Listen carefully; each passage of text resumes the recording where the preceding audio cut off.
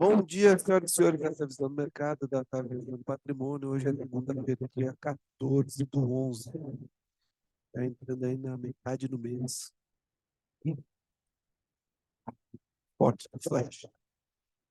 Bom, Boletim Fox, estava aguardando sair, saiu agora há pouco. Né? Como a gente comentou, dados os últimos resultados do IPCA, a gente esperava que talvez houvesse mais continuasse a alta que começou, né, depois de uma sequência muito forte de revisões para baixo do IPCA. Então, seguimos aí pela terceira semana consecutiva de uma revisão para cima do IPCA. Né? A gente vê uma revisão aqui marginalmente, né, uma revisão mais suave, de repente a gente já vê uma revisão um pouco mais forte, contundente, né, 0,20 pontos. Bom, assim, evidentemente, como eu sempre comento com vocês, não é tanto o número, e sim a dinâmica, né, de revisão, né, é importante. O PIB também, a gente comentou, eu comentei na semana passada, que eu esperava que a semana a gente poderia ver o crescimento do PIB, né? É importante a gente retomar. Lógico que tímido, né? Veio 0,1 ponto, ou seja, muito pouco, mas a dinâmica começa a se mostrar um pouco mais, voltar a dinâmica de revisão. É lógico que é tímido, mas é importante a gente ver esse crescimento e a expectativa é que a gente termine aí o ano próximo de 13. Câmbio estável e Selic estável. Né? Bom, em relação às narrativas do mês, nada mudou muito forte, né? Semana passada o que mudou foi a inflação e a taxa de juros, mais a inflação do que a taxa de juros, né, americana. Então é importante a gente sempre monitorar ainda. Tem ainda esse gap, né? O ideal é algo assim, né? Essa diferença, né? Então você vê que a turma aqui está bem atrasada em relação a essa movimentação. E não se engane que a gente terá um impacto muito, muito, muito. É, pode ter um impacto muito severo ainda com relação à taxa a commodity de uma maneira geral. Tá? As eleições americanas, a gente vê, o mercado americano principalmente, estava um pouco mais otimista que haveria uma onda vermelha, vamos dizer assim, no Senado, e agora isso fica ainda na mão dos democratas, porque o voto de Minerva é, a vice-presidente. Então, fica uma força mais equilibrada, mas ainda assim, quem dá a última palavra os democratas. Então, é importante a gente acompanhar isso. Com relação aos resultados das empresas americanas, a gente mantém aí uma relação de 40 a 60 praticamente, vem caindo forte, ou seja, as empresas com resultados melhores do que o esperado estão vindo mais fracos do que era esperado de fato, né, em relação aos resultados piores do esperado. Fica esse registro. Também é um registro aqui no Brasil. Né? A gente vê que a gente está com uma expectativa pior, né, do que era esperado. Né? Das 83 ações aqui que eu tenho condições de buscar dados, 41 veio pior do que o esperado. Né? Então, o mercado aí vai fazendo seus ajustes em relação aos resultados futuros da empresa. Em relação à agenda na sexta-feira, né, acho que o destaque na sexta-feira ficou basicamente aqui com os PIBs saindo da Inglaterra, né, muita informação saindo da Inglaterra. Tá? Deixa eu ver se tem mais alguma coisa. Índice de inflação aqui na Alemanha, né, veio em linha, em níveis elevados, é claro, mas em linha. Né? Aqui também saiu essa notícia aqui de confiança do consumidor, acima de 50, mas abaixo do esperado, então não acho muito bom essa informação. No dia de hoje, a gente tem aqui a Índia também, o Irã, né, reportando dados de inflação pior do que o esperado. Perdão, melhor, né? Elevado, mas ainda melhor do que o esperado. Produção industrial na zona do euro veio bem melhor que o esperado, e depois a gente comenta as demais informações. Sempre de olho aqui, né? Essa turminha aqui é importante para a gente. Bom, o que dizer dos índices americanos? Né? Sem sombra de dúvida, foi um resultado surpreendente na semana passada. Né? A gente nota que foi uma recuperação muito forte, né? Principalmente do Dow Jones, são menos empresas, mas você vê que os demais índices ainda não chegaram, exceto o Russell 2000, próximo ao topo anterior, né? Um topo intermediário, né? Vamos dizer assim, né? Porque aqui é o topo definitivo, né? Aqui já chegou. Assim, é um movimento surpreendente, é um movimento muito forte, é um movimento de fato que traz opa, será que começou a recuperação? Esse é o tipo de movimento. E o que a gente precisa ver? Precisa ver o topos e fundos crescentes agora, tá? De fato, houve uma boa recuperação, né? Uma reta forte, né? O ângulo dessa reta aqui muito fechado, ou seja, foi uma alta muito aguda. Precisamos ver se a gente vai continuar isso, né? Lá também, sazonalmente falando, para o mundo, esse é um trimestre positivo, então vamos ver o que vai acontecer. Estou nessa expectativa. Claro que ainda entendo que há muito ajuste a ser feito na taxa de juros, né? O VIX caindo abaixo de 25, né? O petróleo ainda abaixo de $90, o WTI ainda abaixo de $100, o Brent, então isso ajuda a ter uma menor pressão inflacionária. Olha só, a gente vê aqui também o Nikkei, opa, desculpa, né? O Nikkei aqui numa região importante, né, numa zona importante de recuperação, né, mas ainda tem que testar esses topos aqui. Qual que é a minha preocupação? Minha preocupação é isso, tem um ajuste forte de taxa de juros americana ainda a ser feito, né, para controlar a inflação. O mercado está antecipando um comunicado que o Fed, até onde eu entendi, não vai mudar, que é o ritmo. O Fed ainda está preocupado com isso. Não é uma guerra ganha para o mercado americano, é uma sinalização positiva, evidentemente, mas não é ganho, né? E o mercado tem que antecipar isso, claro. E a gente busca essa antecipação, que é onde efetivamente é, tem talvez o maior prêmio, né? Você antecipar. Então, vamos esperar uma sinalização um pouco mais contundente para que a gente entenda que isso aqui não pode ser um, né, um topo duplo, vamos dizer assim, no curto prazo. Claro que topo duplo numa região de fundo, isso não existe. Quer dizer, não é que não existe, né? Não há é um pouco mais fraco, vamos dizer assim, né? Topo duplo a gente vê no topo, não no fundo, né? Então a gente gostaria de ver talvez o quê? Um fundo duplo, alguma coisa assim, né? Nos principais índices, né? É o que a gente está vendo aqui. Então, sim, não dá para fugir o que a gente está vendo em alguns lugares. Aqui a gente teve um fundo mais baixo, né? Aqui a gente também teve uma quebra de fundo mais baixo, mas tudo bem, uma região, se a gente for colocar efetivamente também. Então, o único que respeitou, vamos dizer aqui, né? Então, vamos aguardar. Eu não estou ainda tanto otimista quanto saí do farol vermelho para um farol amarelo piscando, né? Estou de olho, espero aqui uma sinalização para efetivamente imaginar que a gente pode, de fato, estar vivendo aí uma recuperação, o início da recuperação americana. E recuperação americana, recuperação de grande parte do mundo, como UK, Europa, etc. Os conflitos na Europa bélicos parecem estão querendo ser resolvidos, então, portanto, parece que a gente tem uma sinalização positiva com relação a isso, né? E isso traria para a gente um alívio sobre a geopolítica, o que também diminuiria o risco de incerteza com relação à performance dos demais países do globo. Então, por enquanto, eu entendo que a gente sai do extremo alerta de pessimismo para uma coisa mais, um sinal amarelo aí, né? Opa, fica atento para ver se é a hora de a gente se posicionar. Vou querer uma sinalização muito mais clara do que eu estou tendo agora, até mesmo porque a gente chegou numa região importante para alguns ativos, principalmente o Dow Jones. Então, é esperar que há uma realização para depois.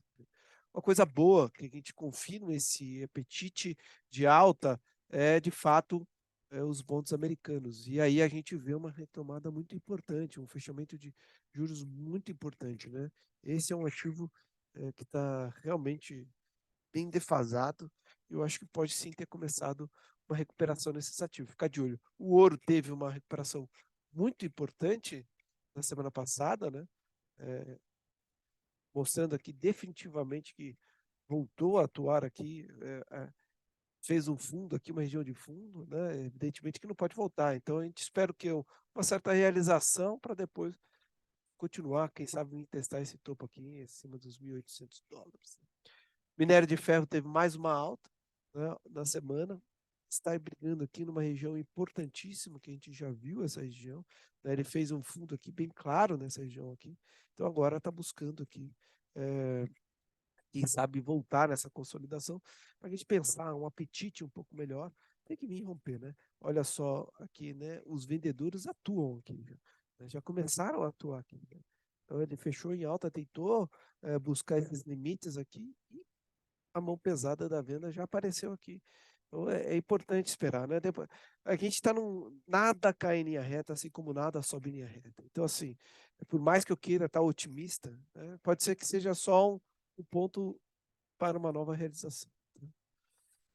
Principais bolsas aqui no asiático fecharam no campo negativo. A Europa atuando aqui no campo positivo. Os futuros americanos estão no campo negativo. CDS brasileiro, como era de se esperar, piorou um pouco, né, de 256 aí para 664.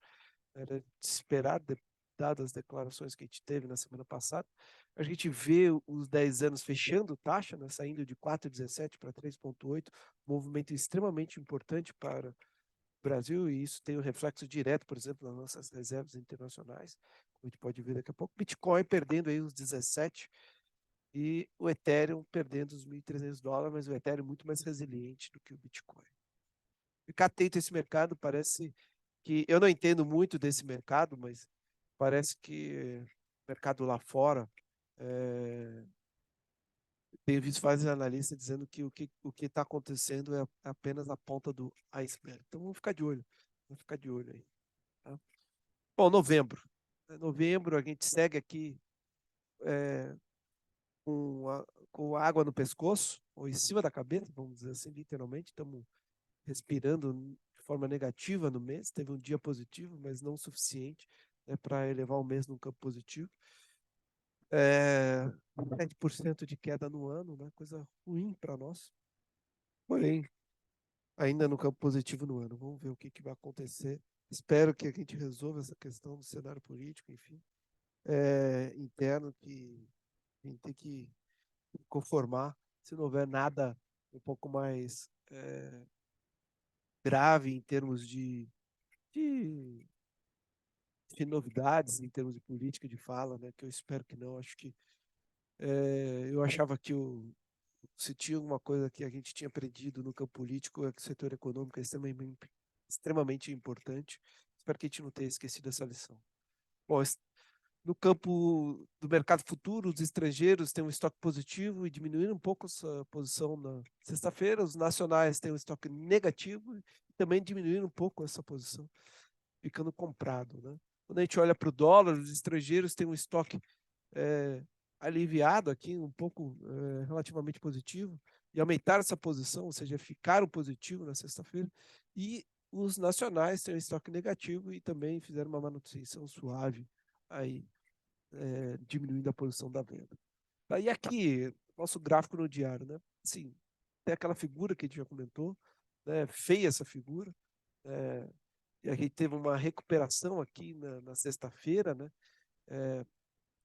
Refutando essa região aqui que é suporte, né? A gente vê isso aqui, uma bela refutada aqui, porém, a gente precisa olhar, né? A gente precisa entender, né? A gente teve uma semana de recuperação aqui, mas sim, em cima desse topo é verdade. Vamos ver se a gente testa aqui e volta a ficar aqui embaixo. Se não, a gente vai vir aqui, na minha ótica de ver, testar uma vista aqui na casa do 108 novamente, onde pode acalmar e haver trocas para nova volume, para nova possível alta, né? O volume foi muito alto na semana passada. Olha aí, os maiores volumes registrados aqui desde abril. Depois eu vou pegar esse histórico, mas volume muito alto na venda, né? Então foi uma venda muito forte.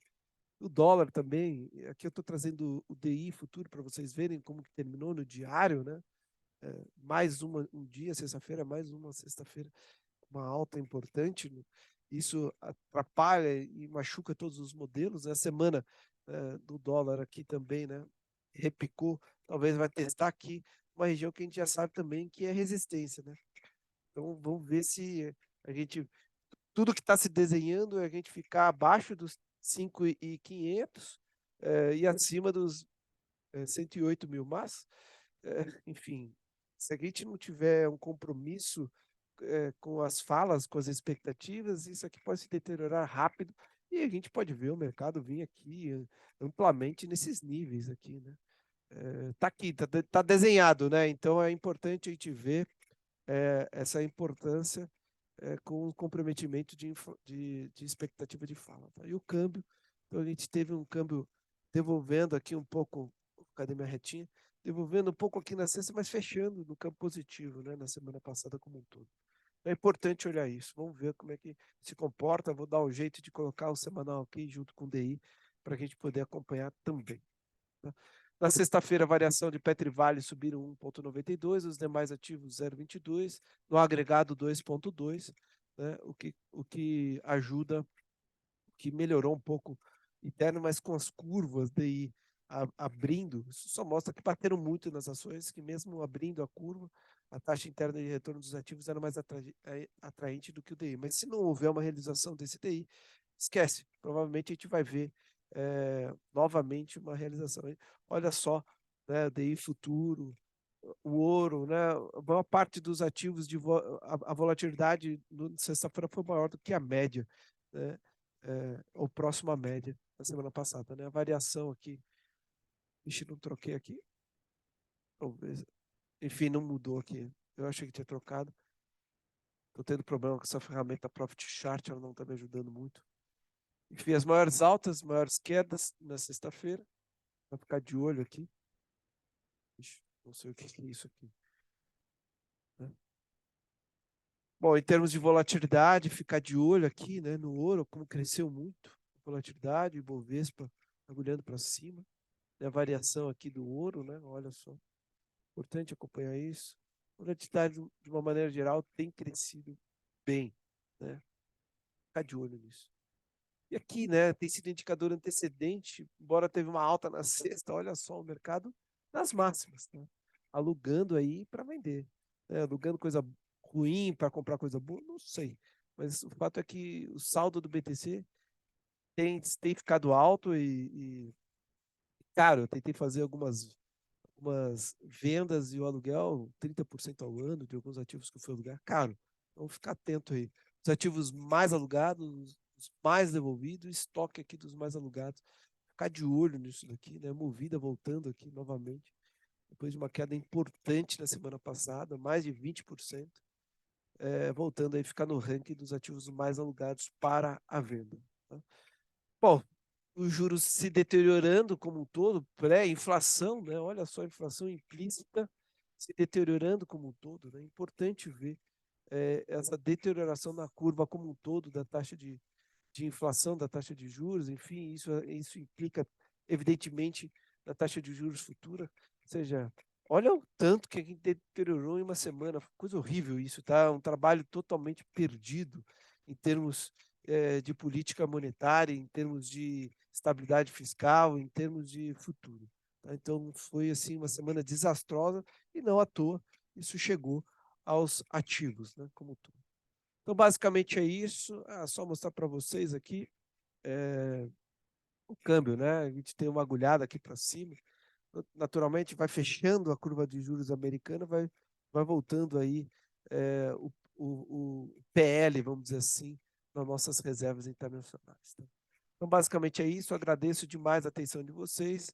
Caso queiram deixar algum comentário, alguma informação, entrar em contato aqui nesses contatos ou deixar aí no vídeo. Mais uma vez agradeço o tempo de vocês até aqui e, se Deus quiser, até amanhã.